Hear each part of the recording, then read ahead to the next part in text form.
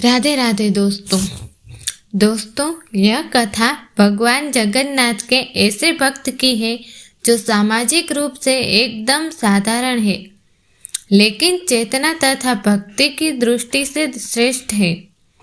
एक दिन मध्य रात्रि का समय था। श्री मंदिर के द्वार बंद हो चुके थे। सभी भक्त तथा पुजारी अपने अपने घर वापस जा चुके थे। उस समय बलराम दास जगन्नाथ जी की महिमा का गुणगान करते हुए वहीं टहल रहे थे। अचानक बलराम दास ने एक आश्चर्यजनक दृश्य देखा।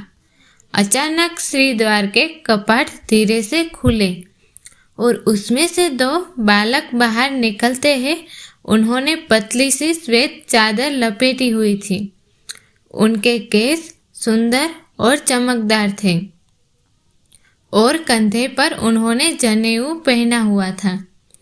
चुपचाप ये दोनों बाहर निकलते हैं और मंदिर के पास स्थित एक कुटिया में गए और थोड़ी देर बाद कुटिया से निकलकर वापस श्री द्वार के अंदर चले गए। बलराम दास ने ध्यान से देखा तो वो दोनों बालक पान चबा रहे थे। उनके होठ लाल थे। बलराम दास ने सोचा कि आखिर ये दोनों बालक कौन थे। इसी जिज्ञासा वह उसी स्थान पर कुछ दिनों के लिए खड़े रहे और यह नित्य कर्म देखते रहे। यह दृश्य वह प्रतिदिन देख रहे थे। तो वो एक दिन उसी कुटिया में जाते हैं।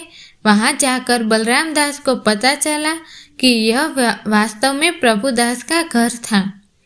प्रभुदास एक सामान्य व्यक्ति थे जो कि पान बेचते थे।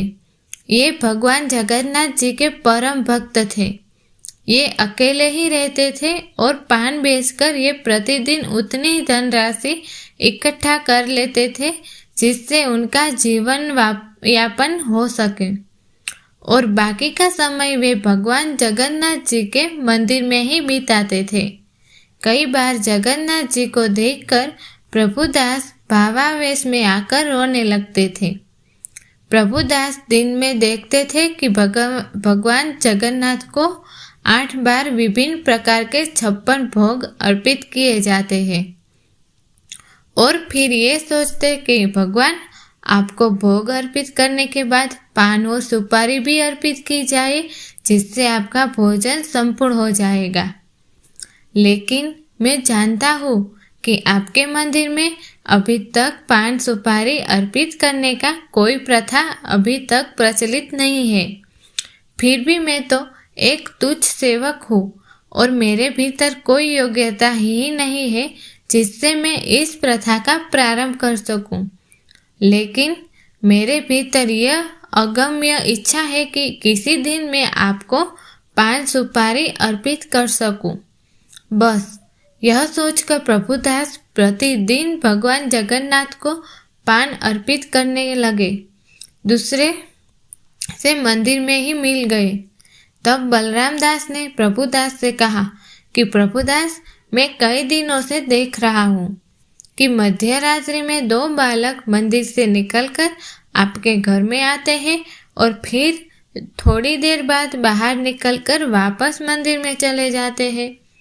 वो आपके घर से पान खाकर जाते हैं। क्या वो लोग आपको पान की कीमत देते हैं?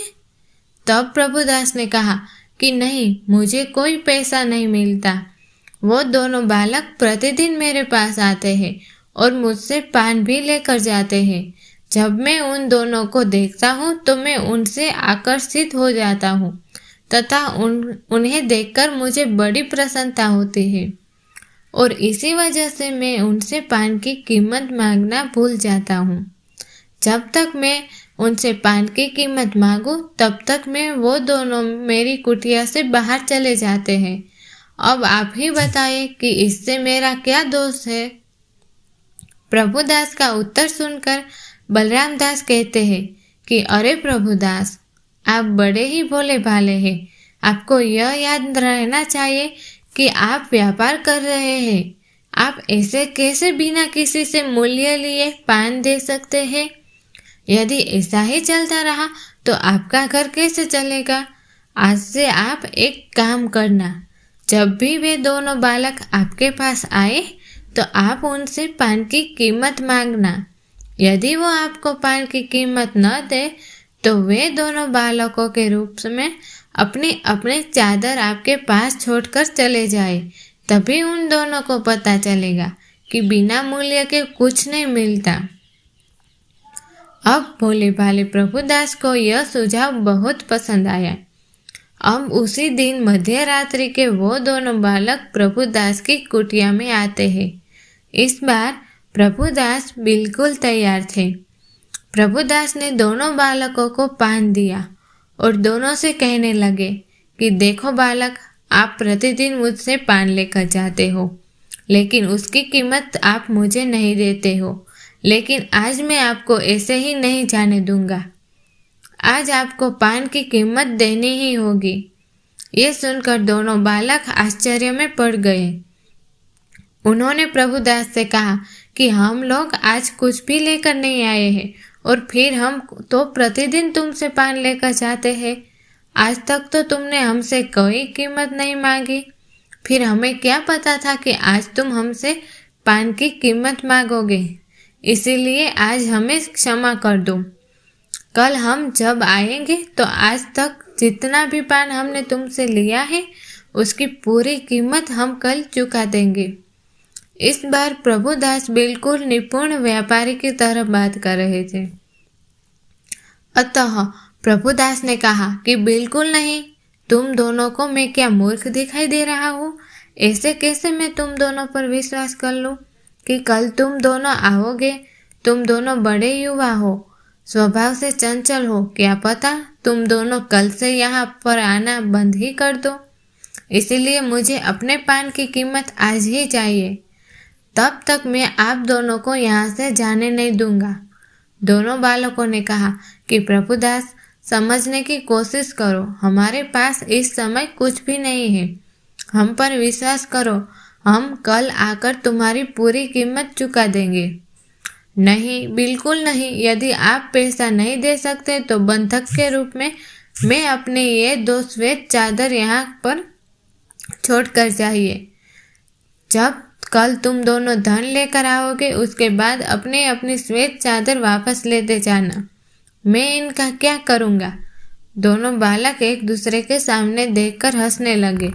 उन दोनों ने प्रभुदास के सामने अपनी पराजय स्वीकार कर ली और अपनी अपनी चादरें प्रभुदास के पास बंधक के रूप में छोड़ दी और वापस मंदिर में चले गए। अब अगले दिन जब सेवक गण मंदिर के कपाट खोलते हैं तो देखा कि भगवान जगन्नाथ को और बलदेव के सिर पर रखी सफेद चादर गायब थी। सेवक गण सोचने लगे कि ऐसा कैसे हो सकता है?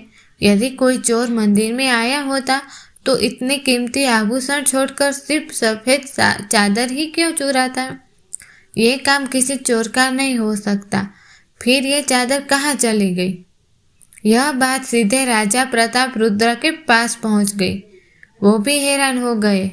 उन्होंने इस कार्य के लिए सेवकों को ही जिम्मेदार ठहराया और राजा ने सभी सेवकों को दंडित करने का आदेश दे दिया। इस प्रकार राजा ने सभी सेवकों को बंदी बनाने का आदेश दिया। अब भगवान जगन्नाथ को यह बात कैसे पसंद आती कि उनके निर्दोष सेवक दंडित किए जाए। फिर जगन्नाथ जी की प्रेरणा से बलराम दास राजा के पास चले गए। उन्होंने राजा को सारा वृत्तांत कह सुनाया जो कि अभी तक घटित हुआ था। इसीलिए भगवान जगन्नाथ अब पान खाना चाहते हैं, अतः अब आप 56 भोगों के साथ पान को भी व्यवस्था करिए। राजा रुद्र प्रताप ये बातें सुनकर बड़े आश्चर्यचकित हो गए।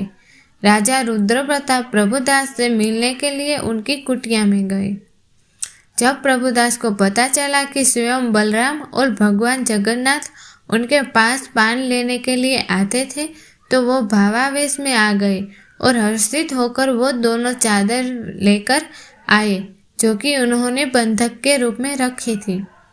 राजा रुद्र प्रताप उन चादरों को देखकर पहचान गए। उसी दिन से राजा रुद्र प्रताप ने यह घोषणा करवा दी कि भगवान जगन्नाथ को भोजन के पास प्रतिदिन पान अर्पित किया जाए। तब से लेकर आज तक भगवान जगन्नाथ को पान अर्पित किया जाता है। दोस्तों, अब आपको पता चला गया ही होगा कि भगवान जगन्नाथ अपने भक्तों की प्रसन्नता के लिए कुछ भी कर सकते हैं।